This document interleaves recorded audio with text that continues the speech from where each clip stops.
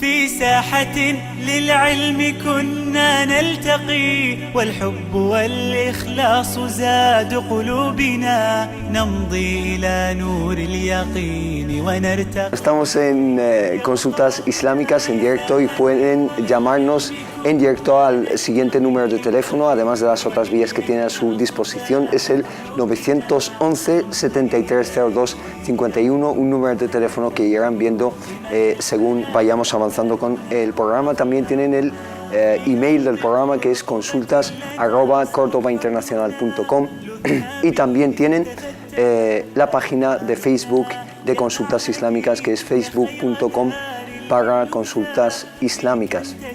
Inshallah, vamos a empezar con algunas preguntas que nos han llegado a través de las redes sociales. Tenemos a una hermana, Karima Muhammad, nos dice: buenas tardes, gracias por ofrecernos un programa así. Estoy ayunando los días que debo de Ramadán. Empecé el lunes y seguí hasta el domingo. He oído que sábados y domingos lo ayunan gente de otras confesiones y por lo tanto no es, digamos, recomendable. Eso es cierto. Gracias. Karima desde Melilla nos dice.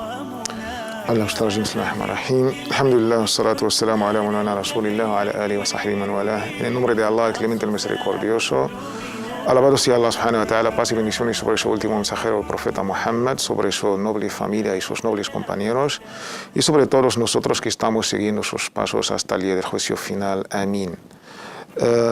A la hermana, pues todavía tiene pendiente esta deuda de saldar estos días que le faltaba. Independientemente si sea sábado o domingo, en esto no entra el tema, porque la deuda prevalece sobre el hadith que habla de es makruh, no recomendable de ayunar solamente el sábado por sí mismo, aunque incluso hay un debate entre nuestros sabios entre si es solamente ayunar el sábado, lo que entra en el nawafil mutlaqa, por digamos los ayunos voluntarios, pero no los ayunos que están ligados, relacionados con una causa. Y en este caso es mucho más, porque está a nivel del obligatorio. Tenemos el Ramadán obligatorio y en el mismo nivel está la deuda o saldar la deuda. Tiene el mismo nivel en la categoría jurídica. Si hay un sábado o no hay un sábado, es de la misma manera cuando ayunamos Ramadán, y Ramadán es 30 o 29 días, de estos hay por lo menos 4 sábados y 4 domingos. Pues aquí la pregunta no se plantea, la hermana debe ayunar sus días normales, sábado, domingo, no afecta digamos, el debate jurídico que hay entre nuestros sabios, pero esto se refiere a un voluntario, digamos, abierto, un día cualquiera, pero en este caso no. Barakallahu fik. Hermano Mohamed Said, ¿algo que añadir en este aspecto? Es parecido, para que los hermanos lo entiendan, es parecido a la recuperación de la oración, cuando nos toca en los tiempos de al-karaha, ¿no? Cuando nos toca en el tiempo desaconsejable para rezar rezos voluntarios. Si yo no he rezado el Dohr o no he rezado el Asr, da igual si es un tiempo del karaha, debo de saldar ese rezo pendiente y compensarlo. Lo mismo en el caso del ayuno. Cuando se trata de recuperación, se puede hacer en cualquier día, y es aconsejable no, digamos, ayunar de manera individual los días señalados, que es el viernes, la fiesta semanal de los musulmanes, o únicamente un sábado o únicamente un domingo, porque son propios de días del ayuno de otras confesiones. Eso en cuanto a ayuno voluntario de cualquier día, ¿no? Y están los días de Horma, ¿no? Que no se puede ayunar, ¿no? Eso es los días de Eid, por supuesto, que nunca se pueden. Otra pregunta desde parte de una hermana, también nos dice: Salam alaikum, hermanos. Mi pregunta es: ¿se puede hacer dua por tus padres, amigos, etcétera, una vez hayan fallecido, aunque ellos fueran incrédulos, es decir, no sean musulmanes, no crean en el Islam? ¿Qué le decimos a esta hermano Mohamed Said? Respecto a este tema tenemos una ley explícita y un hecho que ocurrió en la vida del profeta Muhammad sallallahu alaihi wa sallam. tenemos la ley de Surat At-Tawbah: ما كان للنبي والذين آمنوا أن يستغفروا للمشركين ولو كانوا أولي قربى من بعد ما تبين لهم أنهم أصحاب الجحيم, que no se le permite al profeta Muhammad sallallahu alaihi wasallam ni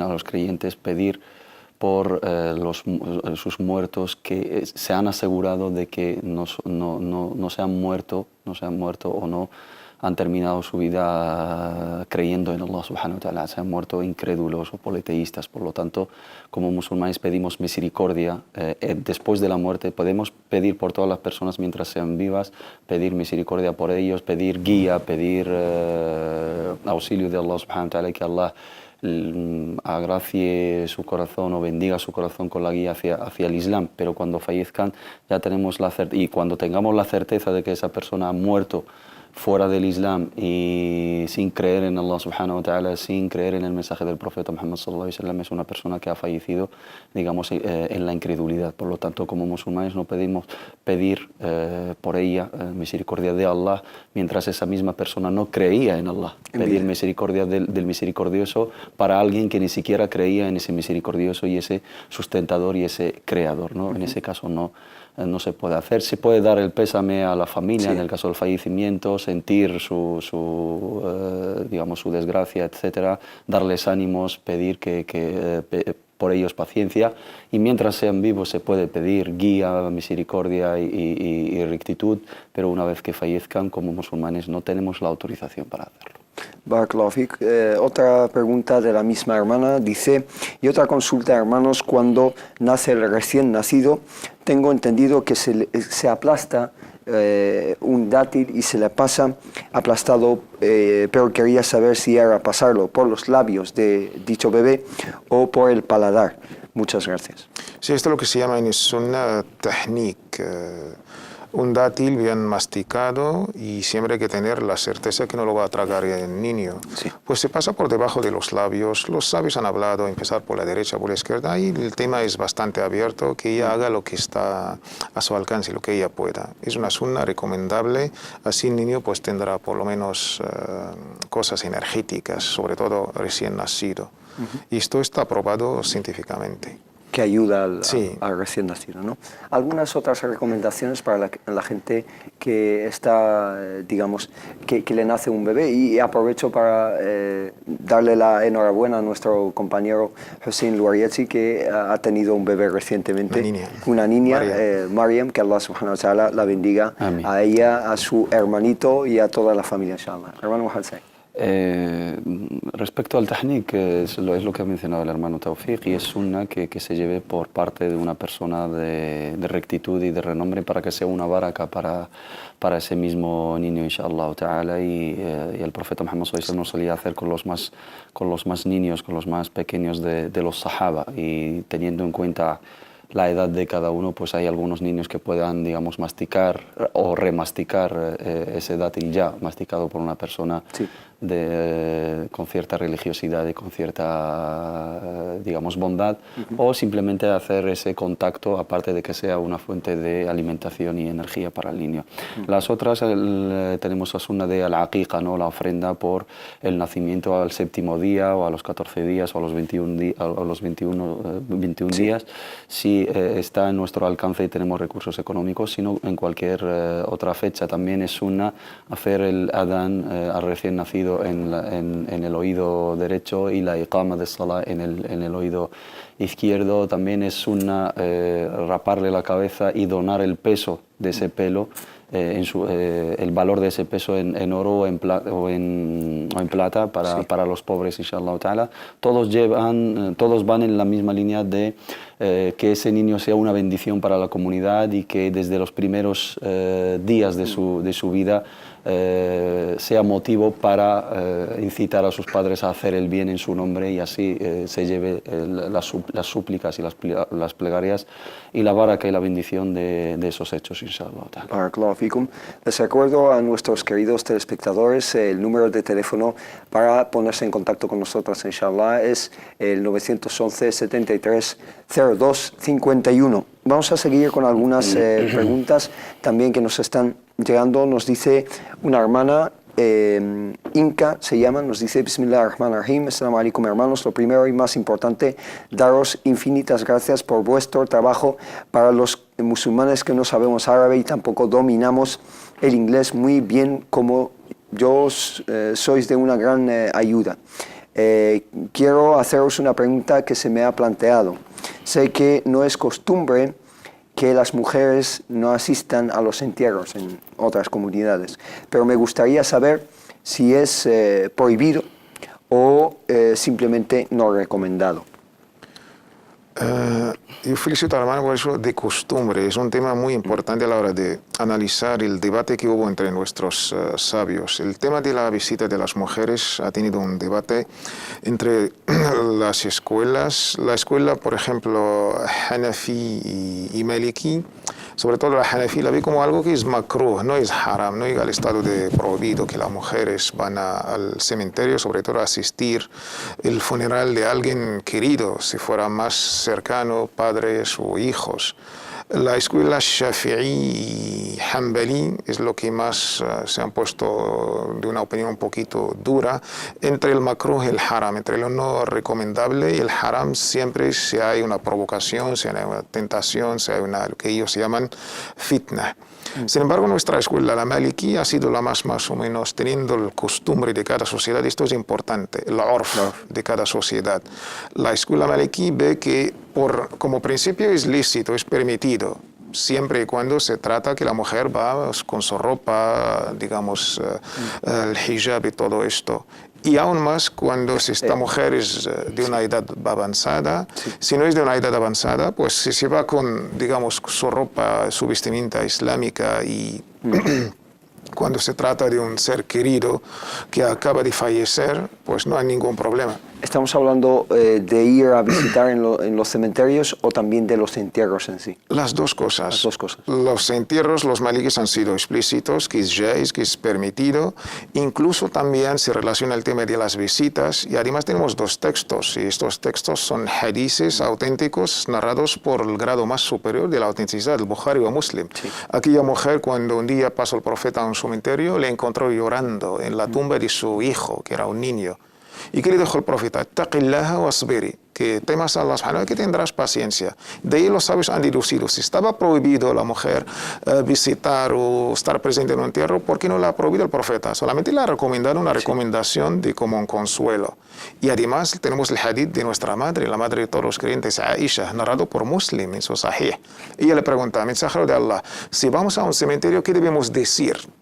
Ahí si fuera prohibido, el profeta no, mujeres no deben ir. Le dijo al contrario, Assalamu alaikum dar, el famoso dua. Sí. Al llegar al cementerio debemos decir, Assalamu alaikum dar qawmin mu'minin, antum as-sabiqun wa nahnu bikum insha'Allah lahiqun. Assalamu alaikum, pues morada o casa de gente creyente, insha'Allah, pues sois los que nos han predecido y nosotros no seremos los que vendrán después, más o menos. Y de ahí los sabios han deducido que la visita y los entierros siempre que no hay una provocación, que no hay una tentación, y la mujer con su ropa, su vestimenta islámica de vida, está permitido.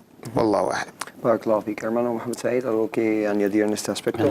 Barakallahu fik, que también nos dice, y si es el deseo de una mujer es asistir, en caso de ser lícito, ¿en qué condiciones lo debe hacer? Las condiciones para que la mujer... Los ha mencionado el hermano Tawfiq y incluso en los textos generales, en un hadith que dice el profeta Muhammad sallallahu alaihi wasallam, kuntu nahaytukum an ziyarati al-qubur ala fazuruha. En principio estaba prohibido la visita de las tumbas porque tenemos que tener en cuenta el contexto profético, que era un contexto pagano donde se adoraba a las estatuas, a las tumbas, donde se rendía culto a las esculturas y a los santos, etc. Y se había cerrado la puerta. Y luego el profeta Muhammad sallallahu alaihi wasallam dio permiso para que se evitase porque marcó ahí el objetivo, فَإِنَّهَا تُذَكِّرُ الْآخِرَةَ, porque es un motivo para recordaros la otra vida y el día del juicio final, el día de la resurrección, y todos vamos a rendir cuentas. En el caso de las mujeres, el hadith que cierra la puerta habla de zawarat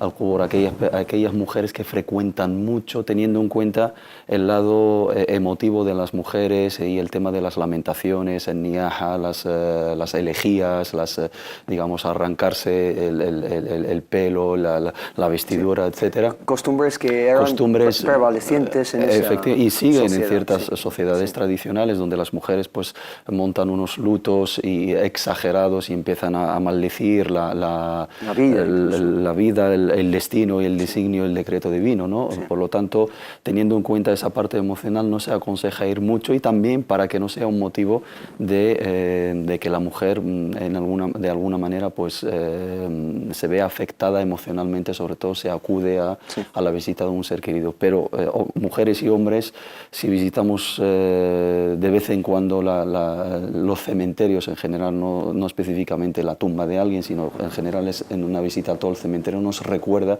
que todos vamos a pasar por esa etapa, todos vamos a tener que morir, todos vamos digamos, a pasar por la muerte y vamos a sentirnos en esa situación, y eso nos recuerda nuestro deber, nos recuerda al ájira. Y esa es, si la hermana, teniendo en cuenta esas opiniones, por lo tanto, a la hora de salir, pues hay que salir con una cierta decencia, con un recato, con un respeto, porque en sí la escena, ¿no? el contexto lo implica, ¿no? Sí.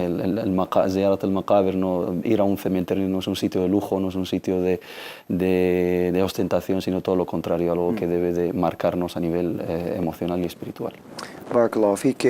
Vamos a pasar a otra pregunta también de una hermana. La hermana Huria nos dice lo siguiente: Assalamu alaikum wa rahmatullah, me llegó un libro desde Egipto que lo encargué por internet en español, no obstante le llegó en francés y por lo tanto no entiende ella muy bien el francés, y sus preguntas están relacionadas con dicho libro. Mi pregunta es, en el apartado de la ablución dice que se empieza con la intención, después hay que decir Bismillah, en nombre de Allah. Mi madre, en cambio, me dice que no se puede mencionar el nombre de Allah en lugares, teniendo en cuenta, en lugares impuros, digamos el baño, etc., teniendo en cuenta dónde solemos hacer la ablución, el wudu.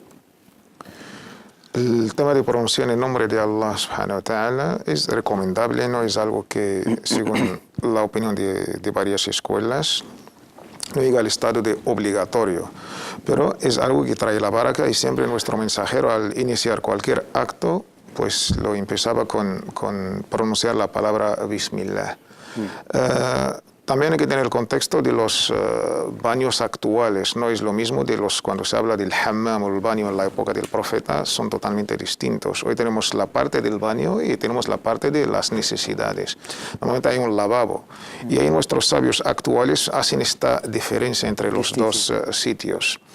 En todos los casos, si la hermana ve algo que pronuncia el nombre de Allah en estos sitios, pues le falta respeto. Pues lo puede pronunciar de una manera interna por su corazón, y ahí saldrá de las dudas y de las sospechas. Esa es la solución. Inshallah, tenemos una llamada de parte de Laura desde Madrid. Salam alaikum. Salam alaikum. Alaikum salam wa rahmatullah.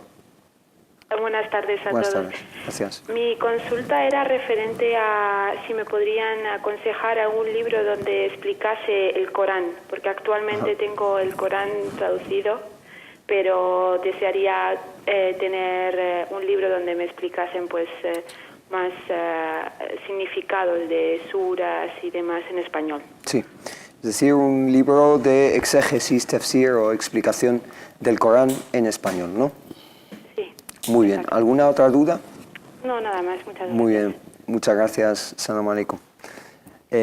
Un libro de explicación del Corán en español, nos dice. Yo personalmente le aconsejaría la obra del Imam al-Qurtubi, que gracias a Dios la tenemos traducida. Es un grandísimo trabajo de uno de los hermanos más activos, quizá, más activos en el tema de la traducción, el hermano Zakaria Mazas, que desde aquí le mandamos un fuerte abrazo y un gran saludo. Está compuesto de 10 tomos.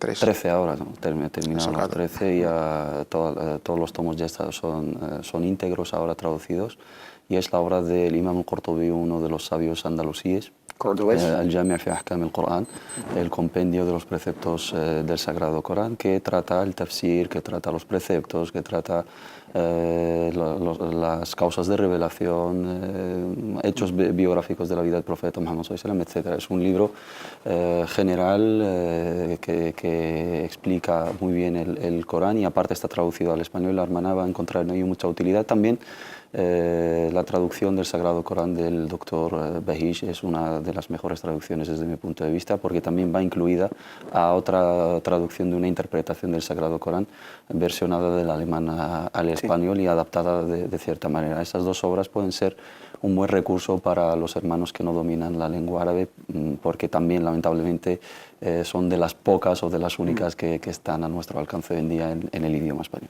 Hermano Sofía, quizás esa obra que ha mencionado el hermano Mohamed Said, la del Imam al-Qurtubi, ¿es la única de exégesis en español? Casi la única, integra.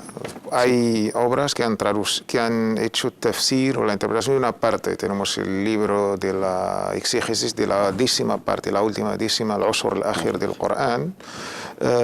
Si se trata de un tafsir así ligero, no a nivel clásico del Qurtubi, tenemos tafsir al-Muntakhab, que se conoce como traducción, pero no es una traducción de los significados, es tafsir hecho por el Azhar, por un comité de varios sabios. Yo lo recomendaría, este libro también, está en internet, pues puede descargar. Y esto más o menos como tafsir entero del Fatiha hasta el Nas es lo que mencionó el hermano Mohamed. Por eso de aquí, pues si alguien puede hacer esta obra de waqf, una sadaqa jariya, yo creo que tendrá el hasanat durante el resto de su vida y después todo lo que van a consultar, si alguien se atreve a hacer esta asignatura pendiente, hacer un tafsir actual con un lenguaje actual.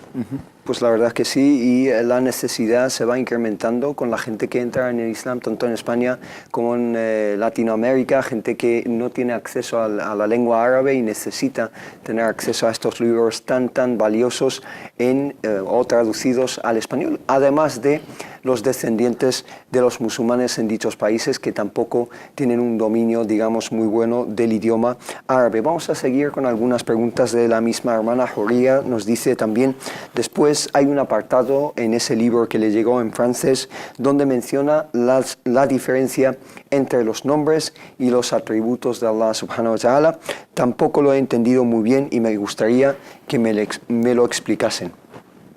Esto es muy importante y mi consejo es que los temas del fiqh la debemos separar de temas de la aqida. Son temas que tienen una metodología distinta.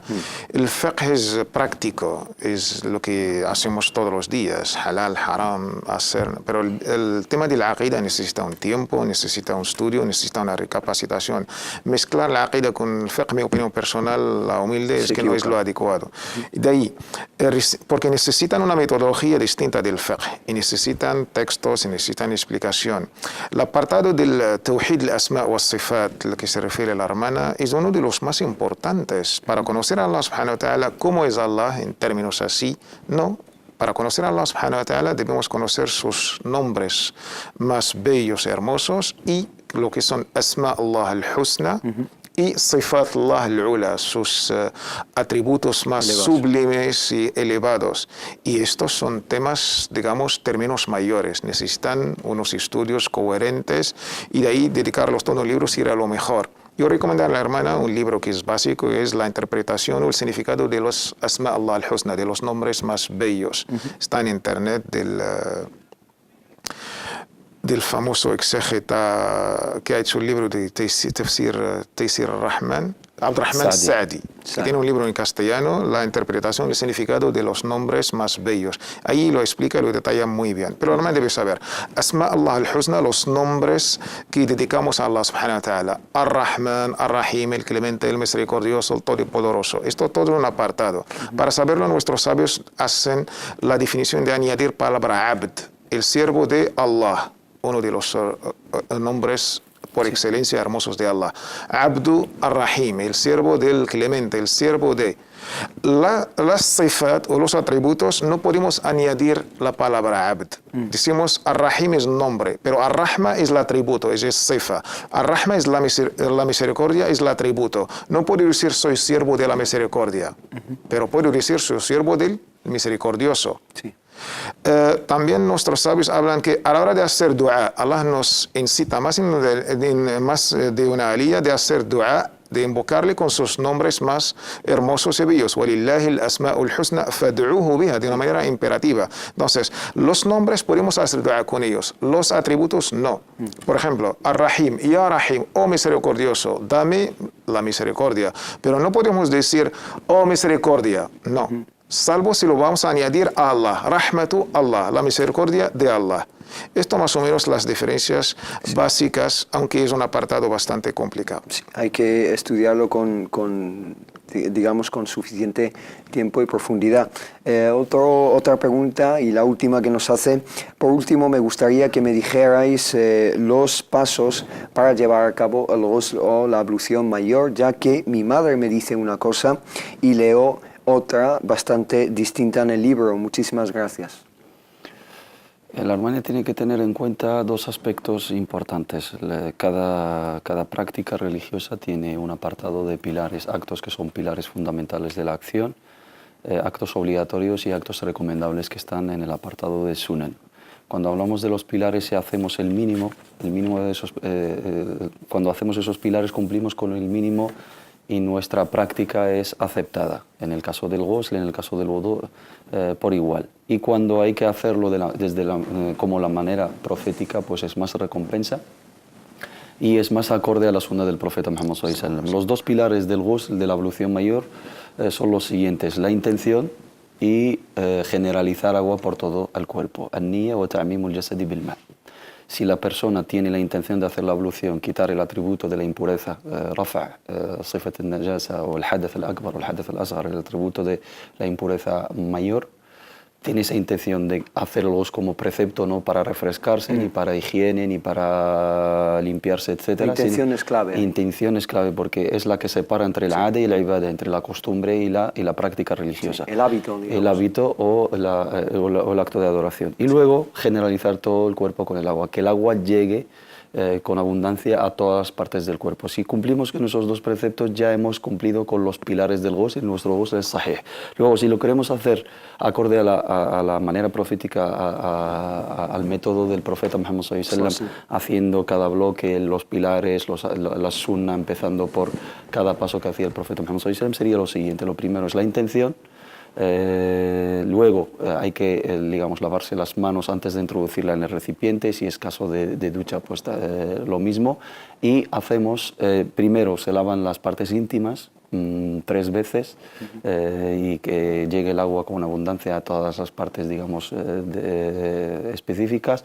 Y luego empezamos con el wudu del sala. Hacemos la ablución como si fuera para la oración, dejando los pies para lo último. Los pies no los lavamos en ese momento, aunque hay otra narración que hacemos toda la ablución. Y luego empezamos con todo el cuerpo. Empezamos con el cabello y la cabeza y las orejas. Pues la cabeza 3 veces, generalizando y frotando para que llegue el agua a la raíz del cabello y al cuero cabelludo y se generalice. Y luego empezamos lavando el cuerpo, empezando por la parte derecha y luego por la parte izquierda, desde arriba hacia abajo, y al terminar nos lavamos los pies y salimos, hacemos dua y salimos. Eso sería la manera profética del profeta Muhammad sallallahu alaihi wasallam, que viene narrada en la sunna. Y si la hermana únicamente hace la intención y luego se ducha de manera que llega el agua a todo el cuerpo, ha cumplido con el ghusl en el caso del janaba o en el caso de la salida de la menstruación. ¿Ambos casos le sirven como wudu para salat? Sí, aunque hay... La manera profética y también la otra. Sí, por supuesto. Sí. Se considera rafa al-hadath, se considera, anulación de ese estado de impureza, hukmi, no es real, es una impureza, ¿cómo la traduciríamos? Ritual, sí. Y por lo tanto puede rezar, puede llevar todos los preceptos que precisan de una purificación mayor, de una ablución mayor, y la ablución mayor, incluye al wudu. No tiene que hacer el wudu nuevamente, salvo si cae en el hadath, salvo si se produce alguno de los anuladores de al hadath, de at-tahara as-sughra, de la purificación menor. Barakallahu fik por estas explicaciones. Nosotros, inshallah, nos vamos a una muy breve pausa y volvemos enseguida. في ساحة للعلم كنا نلتقي والحب والإخلاص زاد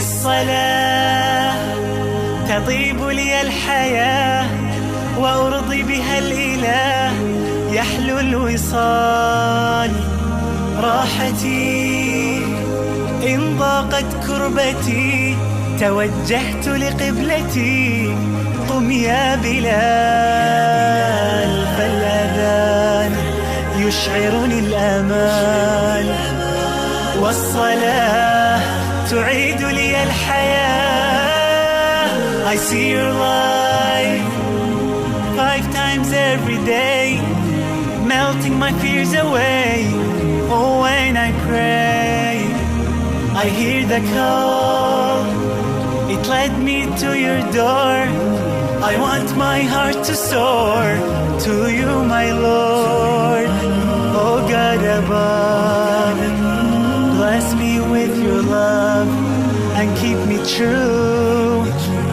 loving and praising you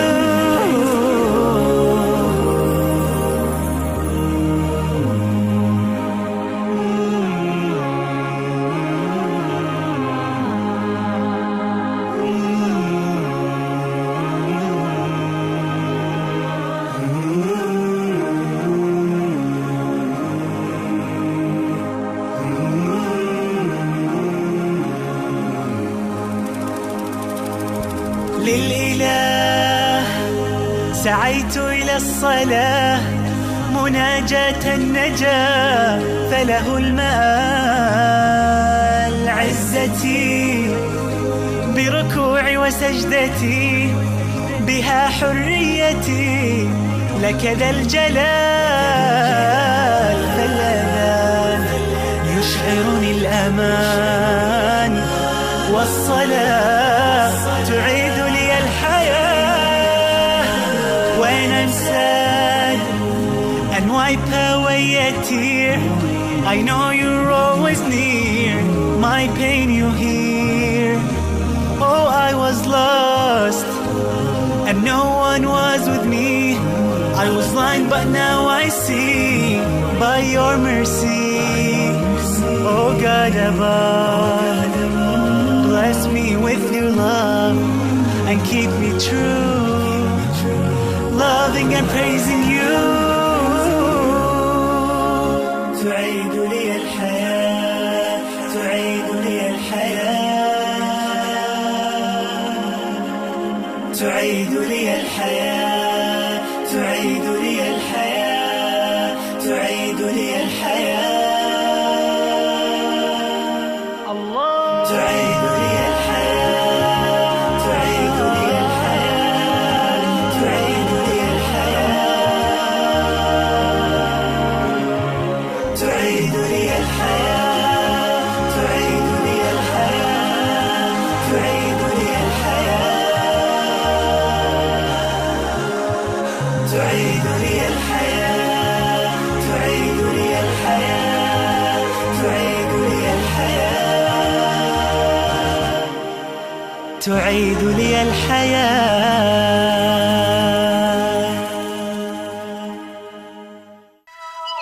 Porque no representan al Islam, ni nos representan como musulmanes. Porque el Islam es justicia y tolerancia. Porque la violencia es el arma de los cobardes y de quienes no tienen argumentos. Matar a un ser humano inocente es como matar, asesinar a la humanidad entera. Porque el Islam es paz. Porque el Islam no es destrucción. Porque el Islam prohíbe todo tipo de terrorismo. Porque el Islam protege la vida. Porque lo que hacen contradice los valores del Corán.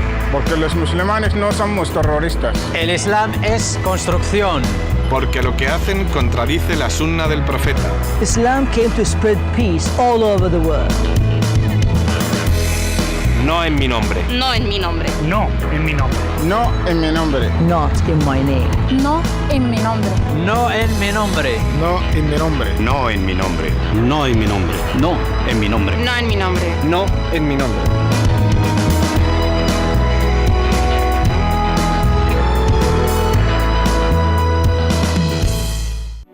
في ساحة للعلم كنا نلتقي والحب والإخلاص Assalamu alaikum wa rahmatullah, bienvenidos de nuevo a Consultas Islámicas. Nos habíamos quedado con algunas preguntas pendientes, no obstante aprovecho la ocasión para recordarles también el número de teléfono que tienen a su disposición para hacernos sus preguntas. Es el 911 73 02 51. Pueden hacernos cualquier pregunta relacionada con el Islam y la jurisprudencia islámica, ya que Consultas Islámicas pues también depende de sus llamadas y sus dudas. Vamos a pasar una pregunta de parte de una hermana, Rahma Fernández, perdón, nos dice, tengo dos preguntas. Lo primero, si una mujer va con hijab pero se maquilla, ¿su hijab no es válido ante Allah subhanahu wa ta'ala? ¿Qué le decimos? En la misma línea de siempre, este tipo de preguntas no es digamos, el tema de si Allah acepta o no acepta las obras es solamente exclusiva de Allah subhanahu wa ta'ala. Y juzgar a la gente no es lo aconsejable, pues siempre tenemos que mirar a nosotros mismos antes de mirar. Yo aconsejo siempre a los hermanos y a las hermanas de aconsejar, de educar antes de juzgar. Esto es la sunna del profeta Muhammad sallallahu alaihi wasallam. Y no, pues digamos, siempre un error o dos errores, cuáles por lógica, no solamente por, digamos, el veredicto jurídico. El hijab no es solamente una tela que se lleva, el hijab es una filosofía, el hijab es taqwa, como lo ha llamado Allah subhanahu wa ta'ala. Libasu taqwa, es una vestimenta de taqwa. Llevar hijab y maquillarse, pues son dos cosas opuestas.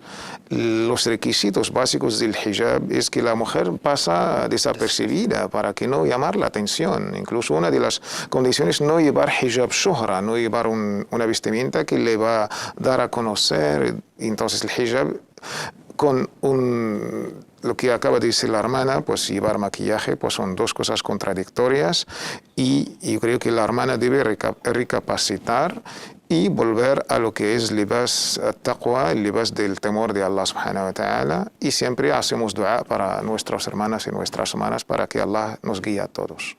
Hermano Mohamed Said, algo que añadir en este sentido. La segunda pregunta de Rahma Fernández, perdón, nos dice, y lo segundo, esto es un poco más largo, nos dice, tengo una amiga que era una chica muy recta, mashallah, iba con niqab, incluso siempre evitaba lo haram y la veíamos como un ejemplo para todas. Ahora de repente se ha quitado el niqab y hasta el hijab, va a discotecas, sale con chicos, etc. Que Allah la guíe y nos guíe a todos.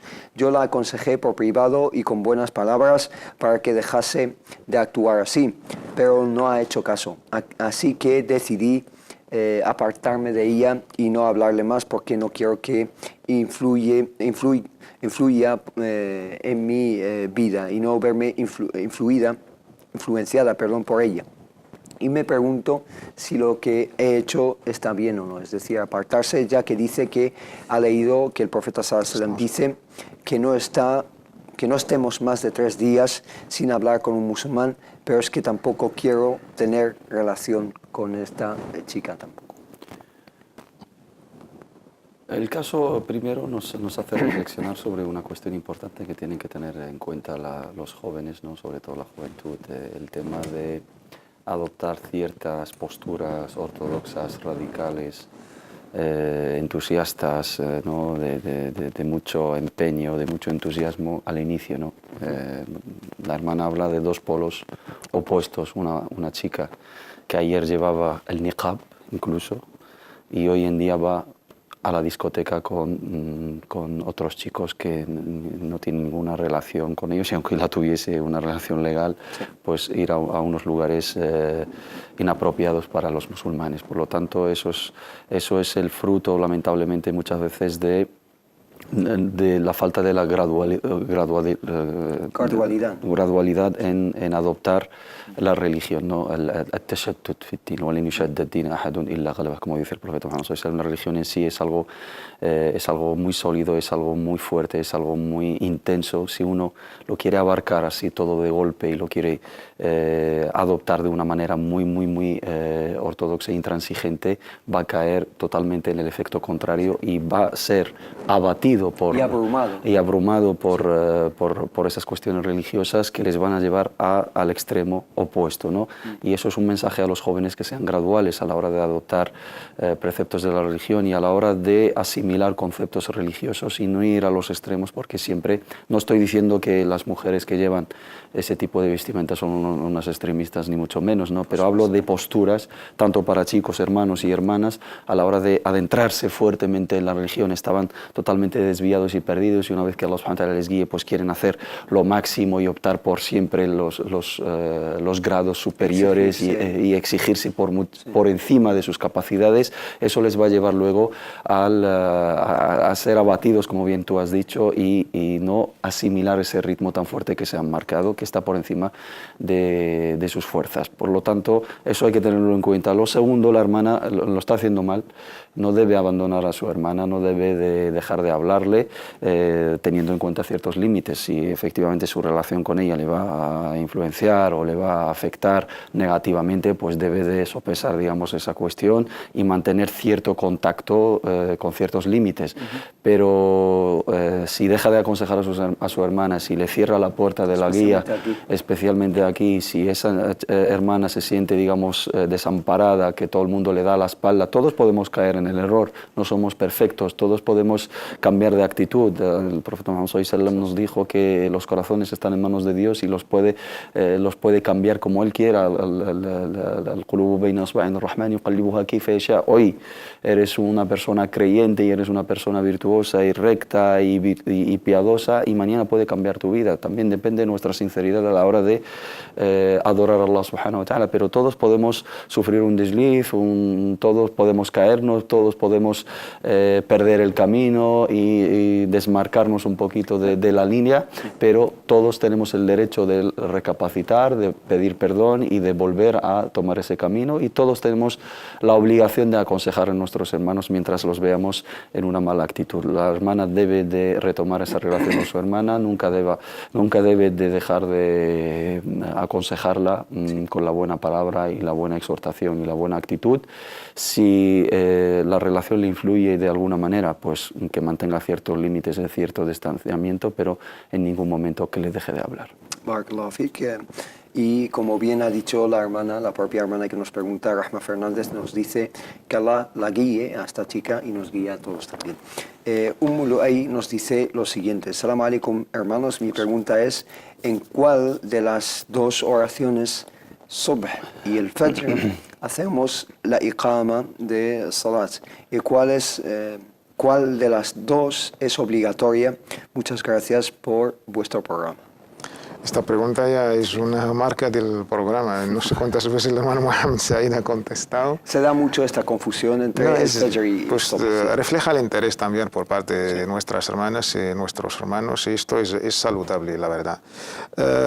Una definición así básica. Subh y el Fajr es lo mismo a nivel lingüístico. Se refiere a un tiempo. Esto para que los hermanos salgan de duda. Es Subh sinónimo del Fajr cuando me refiero a un tiempo establecido para Salat. Y luego tenemos los sabios. Hay un Subh que lo podemos llamar Fard, obligatorio, y hay otro que se llama Subh, Sunnah. Vamos a rezar Salat as-Subh, la oración de Subh, la obligatoria, o vamos a rezar Salat as-Subh, la Sunnah, la recomendable. Las dos son de 2 rakat. O lo vamos a cambiar de nombre. Vamos a rezar Salatul Fajr al-Fard, la obligatoria, o vamos a rezar Salatul Fajr, la Sunnah, la recomendable. La recomendable es antes de al-Fard, justo después del Adán.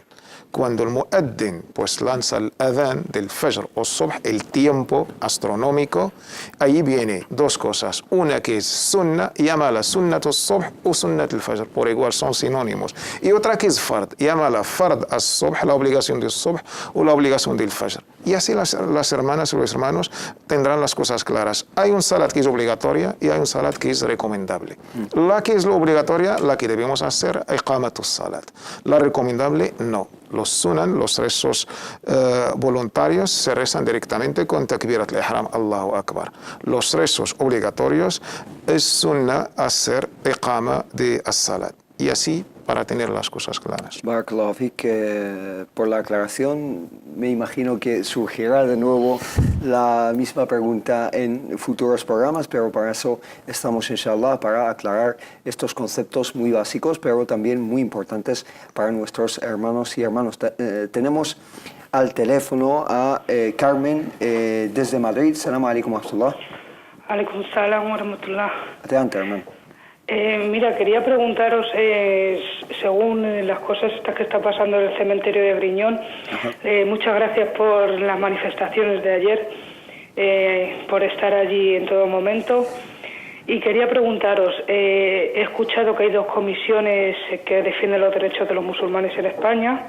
Sí. Yo quería saber si esas comisiones alguien las ha votado o alguien las ha elegido para que nos representen, porque ya que estamos aquí en España y nos tenemos que acatar a unas leyes, igual que aquí votamos al PSOE, al PP o a Podemos o a quien sea, me imagino que a esta gente también alguien habrá que votarla.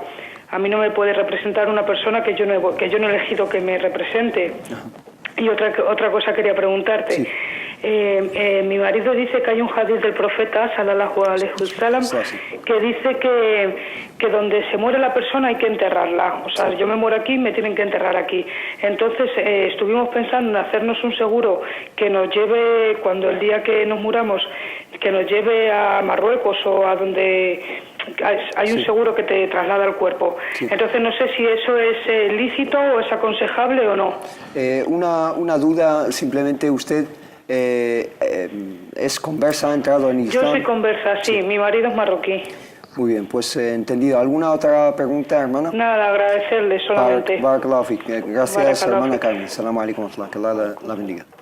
2 preguntas diferentes dentro de un contexto muy deplorable que se está dando de un cierre de un cementerio, el único con el que contaba hasta muy poco la comunidad musulmana de Madrid, no solo de Madrid, sino Madrid y alrededores, y se han tomado algunas medidas para cerrarlo, y eso ha causado indignación entre vastos sectores de la población musulmana en España. Entonces, en este ámbito nos dice que existen instituciones que representan a los musulmanes en España.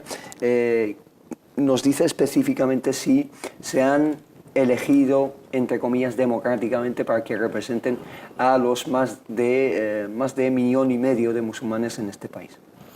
En primer lugar, decirle a la hermana que no nos tiene que dar las gracias a nosotros por haber participado en esa manifestación. Como ciudadanos que somos musulmanes de este país, no se implica, digamos, este caso directamente de cementerio, porque vivimos aquí, nuestras familias están aquí, nuestros hijos han nacido aquí, este es nuestro país y es nuestra tierra. Y nadie lo sabe, pero seguramente si la muerte nos llega aquí, pues yo personalmente quiero que me entierren aquí en mi país, ¿no? En donde he vivido la mayoría de mi vida y donde ha nacido mi hija y donde van a nacer, inshallah ta'ala, mis futuros hijos y de todos. Por lo tanto, es una obligación de nosotros como musulmanes acudir, y aparte lo veo desde otra perspectiva. Nosotros debemos de dar el ejemplo, que predicamos el activismo social y predicamos la defensa de los derechos y defender los preceptos religiosos. Debemos de estar siempre en la primera línea, independientemente de nuestras figuras públicas, porque ante todo somos musulmanes y somos ciudadanos. Respecto al tema de la CIE, es un asunto es un aspecto legal. Sí. No pertenece a la jurisprudencia islámica, es de un espacio del fiqh, y para detallarlo y darle a la hermana todos los detalles del procedimiento, la trayectoria y la historia cronológica desde la formación de la Comisión Islámica de España, los acuerdos son décadas, son desde el 92, y hablar de la Comisión Gestora de los Acuerdos desde el 80, hablar de la Ley Orgánica de la Libertad Religiosa, el proceso que conoció España después de la transición, etcétera, la bicefalea que ha sufrido ese organismo desde su nacimiento entre 2 federaciones, el proceso la lucha interna que hubo entre diferentes facciones, los intereses del Estado, los intereses de ciertos grupos, las agendas políticas, etcétera. Necesitaríamos no un programa, sino una serie de programas. Le invito a la hermana que plantee la pregunta este miércoles, porque según tenemos entendido va a asistir con nosotros uno de los secretarios generales de esa comisión islámica, el hermano Munir Benjelloun, y le invito a que le plantease esa pregunta porque es uno de los secretarios generales de esa comisión y es el presidente de una de las grandes federaciones y es uno de los que manejan más desde dentro este tema. Nosotros somos unos musulmanes, yo tengo mi punto de vista, tengo mi interpretación y mi lectura de los hechos, que no sería lo adecuado plantearla en este espacio y tampoco sería justo porque esto es un espacio del fiqh. Respecto al otro tema que sí que podemos pronunciarnos sobre ello es el tema del seguro de repatriación. En el caso de la hermana en ningún momento tiene que pensar y ninguno de los hermanos que estamos aquí debemos de pensar como primera opción en el seguro de repatriación, sea seguro cooperativo o sea seguro comercial. De entrada, somos ciudadanos y debemos de exigir nuestros derechos para que se nos entierre dignamente acorde a los preceptos islámicos tal y como estipula la ley en nuestra tierra. La hermana es española, autóctona, de origen, de abuelos y de bisabuelos y es conversa al Islam y una vez por todas tenemos que meternos en la cabeza que no solamente hay musulmanes inmigrantes sino también musulmanes españoles de origen y nuestros hijos también son musulmanes españoles, nosotros los nacionalizados y los que tampoco somos nacionalizados y somos ciudadanos de este país y pagamos nuestros impuestos, somos ciudadanos de este país y tenemos que gozar de nuestra plena ciudadanía. Y hay unos acuerdos que dicen explícitamente que el Estado garantiza a la comunidad musulmana enterrarse acorde a sus tradiciones islámicas y acorde a los preceptos islámicos y el Estado nos tiene que garantizar un terreno donde llevar a cabo eso. Luego la normativa sanitaria, el pago, etcétera, ahí no tenemos ningún problema en asumirlo o en que se nos trate de igual manera que los otros ciudadanos. En el caso de que no haya, ahí se habla del seguro de repatriación y hablar de las necesidades y hablar de las extremas necesidades del darura, si tenemos un seguro cooperativo mejor y si no, seguro comercial. Y hoy en día, ante la situación nefasta y ante la intransigencia de ciertos organismos, por supuesto, está permitido contratar ese seguro porque antes de que me incineren o antes de que mi cadáver esté tirado en las morgues y tirado en las neveras y ante la falta de un seguro cooperativo hay que optar por el seguro comercial. Pero ese debe ser el último paso en el cual deben pensar los musulmanes. Primero hay que exigir los derechos que están marcados por ley y que están garantizados por la ley, vigente y por la Constitución española y es un derecho universal. Barakallahu fik, hermano José. Tawfiq, ¿algunas reflexiones en este sentido? Sí, es lamentable la verdad lo que está pasando y a nivel un poco las preguntas legítimas de la hermana, pues sería el miércoles el programa de Majalis, ahí es el lugar idóneo para plantear estos preocupaciones, la verdad. Sin embargo, pues como ciudadano musulmán español que pago mis impuestos, pues tengo el derecho de reivindicar el artículo 16 de la Constitución española que garantiza mi libertad religiosa, desde rezar a llevar hijab hasta enterrarme de una manera digna. Y también lo ha desarrollado la Ley de Libertad Religiosa, la famosa Ley de 1980, sobre todo en el apartado 2.1, donde habla de mis libertades religiosas, es tener esta sepultura digna según mis creencias. Y, sin embargo, tenemos lo que mencionó el hermano Mohamed Said, el acuerdo de 92. Ahí en el artículo 2.5 habla de estos derechos tan universales y humanos. Si no tenemos nuestra dignidad como vivos, por lo menos la merecemos como muertos. Sí.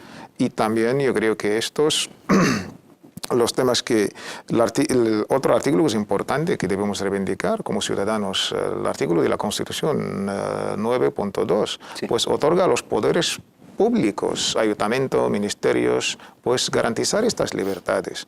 Y de ahí, no sé si la comunidad musulmana lo sabe o no, tienen el derecho de exigir, siguiendo estos derechos, a cualquier ayuntamiento de cederles 2 parcelas, una parcela para este cementerio y otra para la mezquita, que esto está muy explícito en el acuerdo de 92. Y para las otras preguntas, yo creo que el programa del miércoles estará ahí presente el secretario en directo, y la otra que era sobre el hadith, ¿no? La otra sobre el seguro de... Sí, el seguro lo ha dejado el hermano, pero sin embargo la hermana no es marroquí, entonces no puede optar por este seguro. Por eso le pregunté, porque se puede entender ese trámite en caso de algunos hermanos que vienen de otros países, tanto de Marruecos, Senegal, Argelia, etc. No, pero en el caso de gente que son ya decenas de miles de personas que, alhamdulillah, han entrado en el Islam pues no cabe duda que la primera opción que tienen ante ellos es ser enterrados en su país en el cual son autóctonos. Y si me permitís una reflexión, y es que estas fricciones que se dan son inshallah una buena señal también, porque son los musulmanes que se están, digamos, incorporando a la sociedad como ciudadanos de pleno derecho, inshallah, que así sea y que estos problemas se minimicen con el paso del tiempo. No obstante, una cosa final, y es que expresamos nuestra solidaridad, nuestra simpatía más absoluta con las familias de los difuntos que han fallecido en estos días en los cuales este cementerio ha estado cerrado y que por desgracia tienen a sus familiares esperando en las morgues y en las neveras. Ojalá que Allah subhanahu wa ta'ala les facilite el camino y encuentren una solución. Si me permites hacer desde aquí un llamamiento a las autoridades, ¿no?, a que se aplique la buena voluntad y a que no sean intransigentes, a que tengan en cuenta, digamos, la situación humanitaria de esas familias que están sufriendo doblemente por la pérdida de un ser querido y también por estar, digamos, desamparados y no saber cuándo, ni cómo, ni dónde se va a dar sepultura a esos fallecidos. Hacemos un llamamiento al buen entendimiento y ojalá esto se solucione de la mejor manera por parte de las autoridades y por parte de la comunidad musulmana. Allahumma amin. Vamos a pasar, a alguna otra... El hadith de la hermana, ¿no? Su marido. El hadith acerca de su marido. Su marido decía que hay un hadith que decía que si muere alguien hay que enterrarlo. Sí. Eso lo mencionó simplemente porque ha dicho que he oído que hay un hadith que dice que no es un hadith, es una máxima en el fiqh, la jurisprudencia. El hadith conocido es cuando se refiere al cuerpo del profeta Muhammad sallallahu alaihi wasallam. Los profetas en general, no solamente Muhammad, deben enterrarse en el sitio donde han fallecido. Sin embargo, los jurisprudentes musulmanes, los juristas se han puesto de acuerdo que, según el hadith, ikramul mayyiti dafnuh, y no está permitido trasladar el féretro de ikramul mayyiti dafnuh, es decir, la dignidad forma parte. Dignificación es enterrarle. Y el otro hadith es hay que apresurarse en, digamos, enterrar de una manera digna al fallecido. De las cosas que tenemos que darnos prisa, la iqamatus salah, y una de ellas es enterrar al fallecido cuando muera. Y los hermanos y las hermanas deben saber, sobre todo los que optan por el seguro de la repatriación, que esto es lo último que debemos que pensar. Es islámicamente conocido con ijma, con cierta unanimidad entre todos los sabios, no se puede trasladar el féretro, salvo por una fatwa de un imam. Es que ahora queremos aplicar la sunna y hemos cogido la sunna por al revés. Empezamos por la sunna, es que hemos muerto en España, debemos morir en España. Para repatriar el féretro debemos pedir un fatwa, un permiso. Y esto lo debemos tener claro, es que nos hemos cambiado las cosas al revés. Bueno, me surgen también a mí muchas preguntas acerca de cómo enterrar a nuestros difuntos aquí en este país, porque se plantea también la forma de enterrar en mortajas o en ataúd, etc. Inshallah, ya que nos queda muy poco tiempo, lo dejamos hasta la semana que viene, además de otras dudas que tenemos pendientes, inshallah, que nos plantean a través de Facebook y que, inshallah, les vamos a contestar la semana que viene o lo antes posible. Solo me queda daros a ambos las gracias, a Mohamed Said Aliles, muchísimas gracias por vuestras explicaciones, y a Tawfiq Shetedi Harab, muchísimas gracias, hermano, por todo, y a ustedes muchísimas gracias por habernos seguido, muchísimas gracias por sus preguntas y sus mensajes de cariño que nos animan siempre a seguir con este programa, y que Allah subhanahu wa ta'ala les bendiga y les apremie por todo esto. Assalamu alaikum wa rahmatullah. Inshallah nos vemos el lunes que viene. Que Allah les guarde y les bendiga. تضيء بشمسها أرواحنا للدين والدنيا جمعنا أمرنا كي لا يضل عن الحضارة ركبنا.